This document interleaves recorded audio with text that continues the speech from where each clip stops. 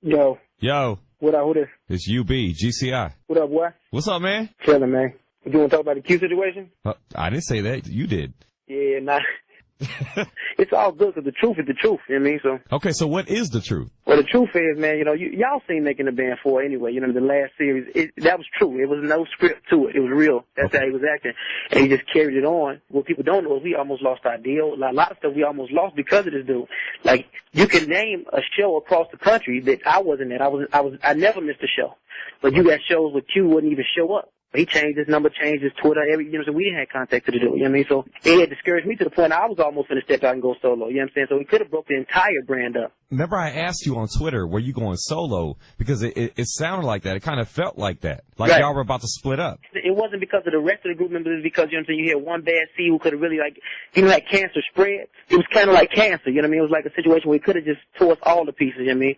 But at the end of the day, you know what I'm saying, we hit our talk and we was like, yo, we brought it back in, like, dude, we owe this to our fans to come back and do this, you know what I'm saying? We owe it to our label, we owe it to everybody to go and make this third album amazing, but we got to go in as a unit. And we was missing one member who wasn't even trying to communicate with us, you know what I mean? So at the end of the day, we could have, any of this stuff could have been resolved via us just sitting back and, you know what I'm saying, just having a conversation. Like, if he had just picked up the phone like, Will, this is what I'm going through, bro. I don't even know. Like, anybody in the world probably got his number. I don't have it, though. Wow. Are you serious? I don't have his number. I don't know his Twitter. I don't know nothing about the dude. Like, but y'all are trying to reach out to him, though. Yeah, we was trying to reach out. We had our lawyers contact his lawyers, and it seemed like, you know what I'm saying, like a whatever type situation. So we didn't know if he had something else going on, but at the end of the day, it almost took us to pieces, you know what I mean? I guess before it took us to pieces, we just had to be like, all right, cool, well, let's just get rid of this part.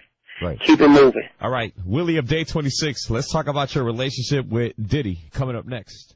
You know, when Diddy was here on Friday, he spoke highly of y'all. Oh yeah, Diddy the dude, man. Mm-hmm. Like, man, like he reached out to us all the time too, man. So we be talking back and forth. But he pretty much knew where we was at. I think he even put a call in to him. You know what I mean? To try to see if we can make it work. At the end of the day, you know what I'm saying. My city know me. You know what I'm saying. They know I'm a grindaholic. I'm in the studio 24 hours a day. I just want to make. I got this thing.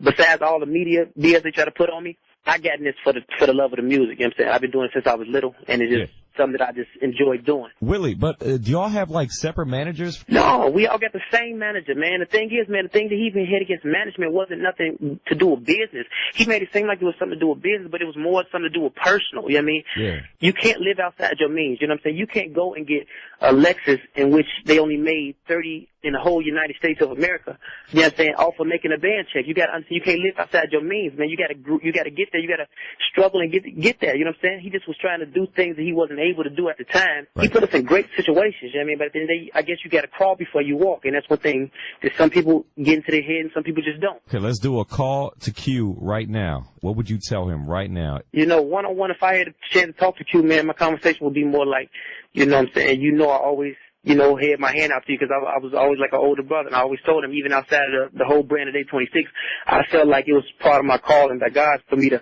look out for this dude, you know what I mean? So for me, it was more so like, man, I was trying to bring you in because I've been in a situation where I hit a video on television and then snatched back down into reality where I felt like nobody was behind me or I'd never reached my dream. So I just really wanted to save him from that situation.